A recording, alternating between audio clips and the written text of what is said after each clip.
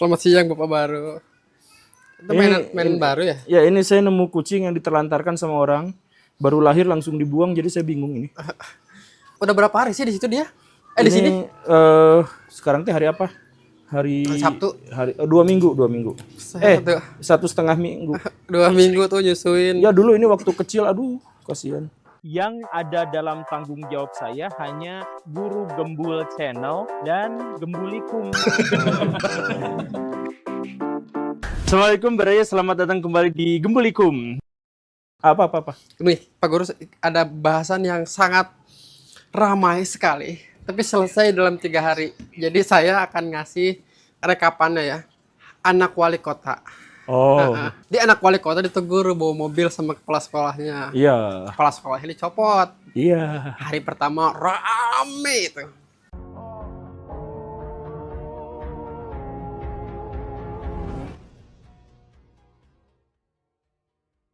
Hari berikutnya si wali kotanya klarifikasi, udah nonton klarifikasinya belum? Iya.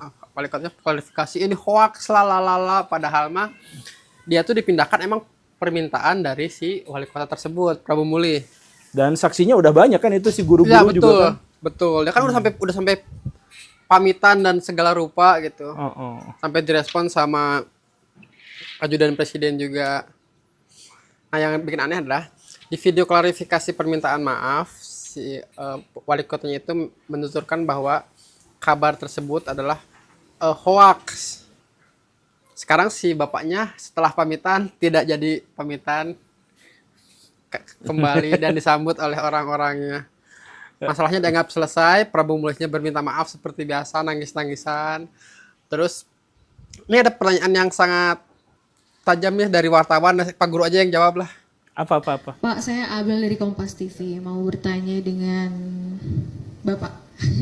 Pak Irjen. Pak Irjen, ini kan soal kegaduhan ini gitu ya Pak ya. Ini kan tentu dari Kemendagri pasti sudah pernah mengingatkan kepada kepala daerah untuk bisa menggunakan wewenangnya gitu kan sesuai dengan kebutuhan masyarakat atau untuk masyarakat gitu. Tapi kok bisa sih Pak masih ada hal seperti ini yang terjadi? Terus yang kedua, gimana Pak untuk mengingatkan kepala daerah untuk bisa menjaga gaya komunikasi, jangan sampai kejadian seperti di Pati atau di Prabu Mulih ini terjadi. Kemudian untuk Pak Roni, kayaknya Bapak nggak perlu minta maaf ya Pak, karena kegaduhan ini mungkin sangat diperlukan oleh masyarakat untuk bisa melihat bagaimana situasi yang sebenarnya terjadi ada di sana. Kemudian bagaimana kita bisa melihat pejabat-pejabat di sana dengan cara gaya komunikasi dan melihat bagaimana cara mereka menentukan dan juga memberikan keputusan wewenangnya kepada masyarakat itu sendiri. Jadi terima kasih karena ini sudah diangkat oleh media-media, kemudian kita semua jadi bisa tahu. Itu saja. Terima kasih Pak. Pongah lah, anaknya pongah Bapak. Gimana Pak Guru tentang keramaian yang terjadi 3 hari ke belakang? Pertama, ini video ini tuh akan saya upload. Bukan video tentang ininya gitu, cuman maksudnya disinilah kita harus mempertimbangkan kembali apakah DPR itu kita butuhkan atau tidak. Soalnya selama ini, akhir-akhir ini, dan berhasil yang mengawasi pejabat itu rakyat langsung. Fungsi pengawasan tuh rakyat langsung. Kayak gini kan, itu langsung rakyat, bukan DPR. DPR kerjanya apa? Kan katanya fungsi pengawasan. Mana ada mereka kerja kayak gini kan, mereka cuma ngambil pajak dari kita aja. Nah tapi kalau fungsi-fungsi kayak gini, akhirnya rakyat yang bersuara. Nah jadi saya bertanya di video itu tuh, ayo kita pikirkan kembali, kita pertimbangkan kembali apakah DPR itu kita butuhkan dalam hal fungsi pengawasan. Itu yang pertama. Kemudian yang kedua, pejabat-pejabat di Indonesia itu bukan representasi dari rakyat. Pejabat-pejabat di Indonesia itu adalah orang-orang yang pasti atau hampir pasti itu arogan. Karena apa? Karena dia tuh representasi dari orang kaya, representasi dari pengusaha. Pasti begitu. Latarnya beginilah. Berapa persen buruh di Indonesia? Buruh mah banyak kan? Banyak banget. Banyak. Jadi di Indonesia profesi paling banyak itu adalah buruh, kemudian wirausaha non formal kayak pedagang kaki lima, tukang baju yang kayak gitu, ojol gitu. Ojol yang kayak gitu, dan yang berikutnya itu adalah petani dan peternak. Itu profesi paling banyak di Indonesia. Berapa persen anggota DPR yang perwakilan dari buruh? 1% kayaknya enggak. Nggak ada, 0%. 0%. Berapa representasi petani? Petani jadi DPR? Ya 0. Semuanya itu 0. Nah, kebanyakan itu 61% itu dari pengusaha. Nah, pengusaha-pengusaha itu kenapa direkrut sama sama partai politik? Karena partai politik butuh duitnya untuk memutarkan.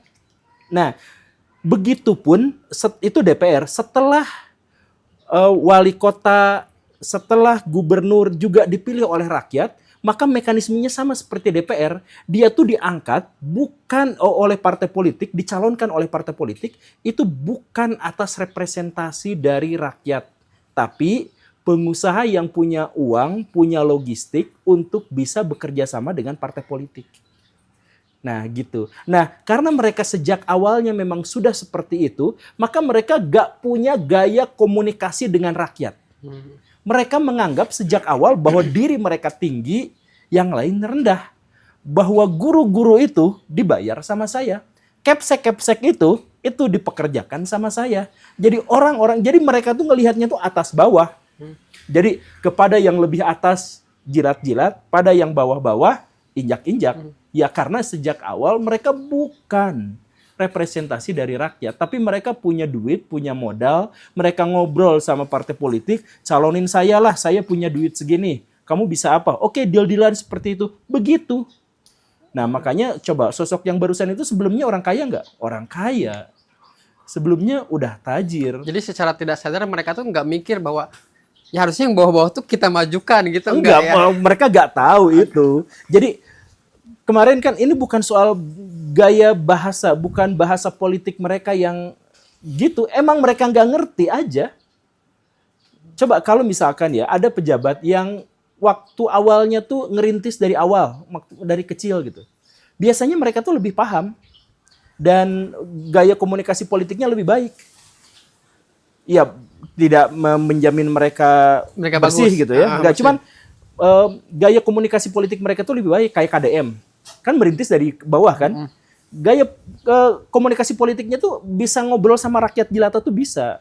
Tapi kalau orang-orang mereka tuh enggak. Mereka sejak awal tuh udah menganggap bahwa diri mereka itu adalah orang kaya, super, dan bla bla bla bla bla kayak gitu. Kalau ngomongin gaya politik, kalau misalkan tentang gaya politik Ahok menurut Pak Guru gimana? Kalau KDM bisa ngerasa, dia kan dari bawah, terus ngerasa bisa ngobrol dengan rakyat jelata. Ahok juga kan basicnya dia pengusaha, tapi Ahok dari bawah. Dia dari kalangan minoritas. Minoritas tuh bawah. Ya walaupun dia punya duit gitu. Tapi dia ngerasain dilecehkan, ngerasain didiskriminasi, ngerasain diintimidasi. Iya, itunya gitu kan. Ya jadi dia pengusaha. Jadi maksudnya dia orang kaya sebelumnya. Bahkan sejak lahir dia di antara tetangga-tetangganya dia yang paling kaya sendiri gitu.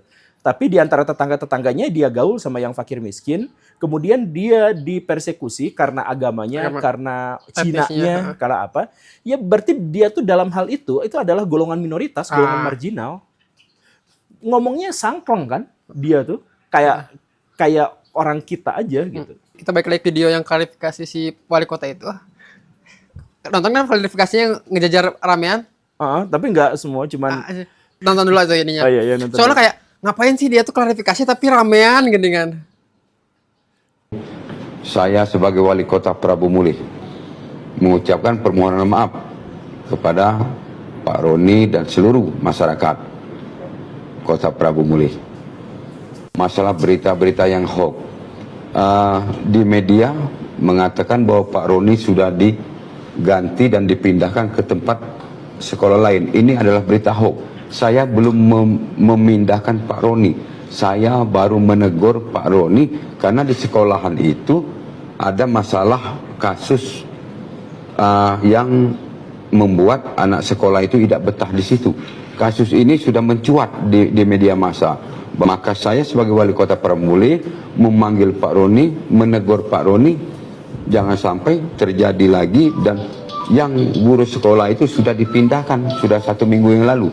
Kalau berita masalah anak saya, itu adalah berita hoax.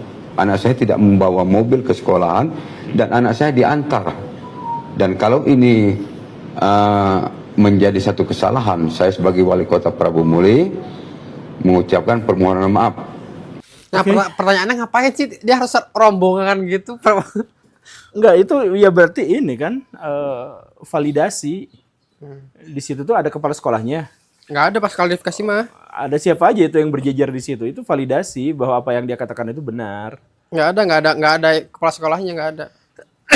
Iya itu validasi. Jadi bahwa yang ketika dia ngomong, yang lain di sebelah-sebelahnya itu setuju, oh dia juga ngomong kayak gitu. Nah tapi gini nih, pertanyaan saya tuh, kalau memang masalahnya sebenarnya nggak ada hubungannya dengan masalah mobil yang ditegur, kenapa mang parkirnya juga ikut dipecat? Satpamnya. Oh iya, satpamnya. Nah itu. Ya satpamnya tuh kan yang ini mobilnya kan pasti kan? Nah, tapi kalau saya juga belum tahu itu hoax atau enggak, cuman yang jelas di sini sekarang anggota DPR, pejabat-pejabat publik, wali kota, gubernur semuanya diawasi oleh rakyat, oleh netizen. Kalau misalkan memang ada kasus, kan kasusnya konon katanya teh yang mesum-mesum gitulah ya, kepala sekolahnya tuh. Kalau memang itu mesum-mesum kayak gitu, bukan ditegur lalu dipindahkan, tapi langsung dipidanakan. Ini kenapa malah tidak gitu ya? Jadi mendingan kalau misalkan mau bongkar aja semuanya, Pak. Bongkar aja, jangan ngerasa nggak enak. Pokoknya bongkar aja semuanya, nggak usah ada yang ditutupin. Nah, tapi kalau misalkan Bapak nggak berani ngebongkar semuanya, padahal Bapak adalah pemimpin, punya kewenangan. Nah, jadi ya masih ada yang disembunyikan, ya kita pantas untuk curiga. Saya juga udah nonton itu klarifikasinya, tapi yang lebih pendek dari itu, dan dari orang lain katanya soal chat mesum atau apa gitu dengan ya dari si guru, bukan dari kepala sekolah tapi dari si gurunya. Ya. Nah, kalau misalkan gitu laporin aja, Pak. Bukannya si gurunya klarifikasi minta maaf. diberhentikan katanya tadi, kata si balik kotanya dengan dari klarifikasinya. Iya, datangin lagi, Pak. Nah, itunya yang diselamatkan. Untuk menyelamatkan muka Bapak terus Iya. pidanakan tuh kalau gurunya. mau gitu ya, kalau mau gitu.